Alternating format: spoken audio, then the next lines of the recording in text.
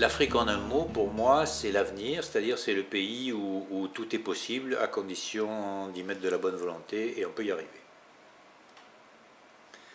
L'Afrique en un chiffre, le chiffre que je retiendrai c'est 2025 parce que pour électrifier l'ensemble de l'Afrique il faut se donner du temps et 10 ans me paraît une période convenable, donc j'y participe avec plaisir.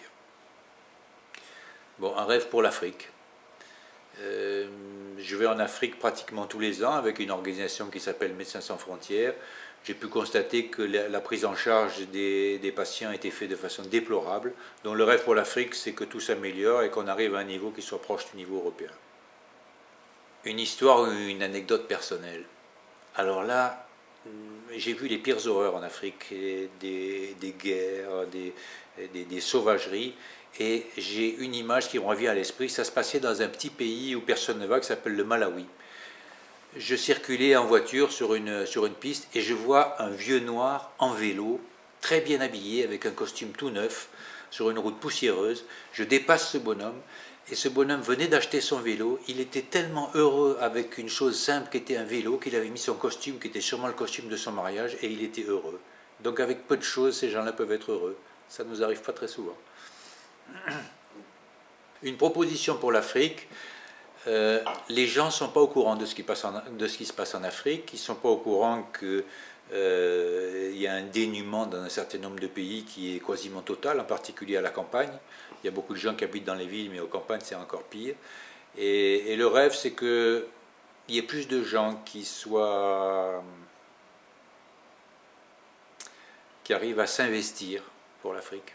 Moi, j'essaie de le faire une fois par an, on peut faire mieux, mais il pourrait y avoir plus de gens qui le fassent. C'est ça mon rêve pour l'Afrique. Quand je vois cette photo de la nuit, j'imagine donc l'obscurité comme on la voit partout en Europe. Sauf qu'en Afrique, il y a aussi des hôpitaux que moi j'ai fréquentés. Et donc ces hôpitaux ont besoin de l'électricité 24 heures sur 24. Il m'est arrivé, en particulier au Mozambique, d'opérer avec des phares de voiture branchés sur une batterie de voiture. Tout ça est anecdotique, ça doit plus se voir. Donc avec l'électricité, on arrivera à un niveau de soins en Afrique qui sera beaucoup plus convenable. Un commentaire sur l'initiative de Jean-Louis Borloo.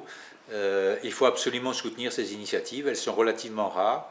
Et on a un homme dynamique qui s'est mis sur un projet ambitieux et il faut l'aider. Et moi, de mon côté, si je peux arriver à le faire, je lui proposerai volontiers mon aide. Je l'ai déjà fait par l'intermédiaire de MSF en Afrique et je le ferai volontiers avec lui. Un engagement personnel sur l'Afrique. Avec le temps, moi je suis allé peut-être une vingtaine ou une trentaine de fois en Afrique, ça devient un véritable virus. C'est-à-dire qu'au bout d'un certain temps, l'Afrique vous manque à cause de la gentillesse des gens et on a envie de les aider.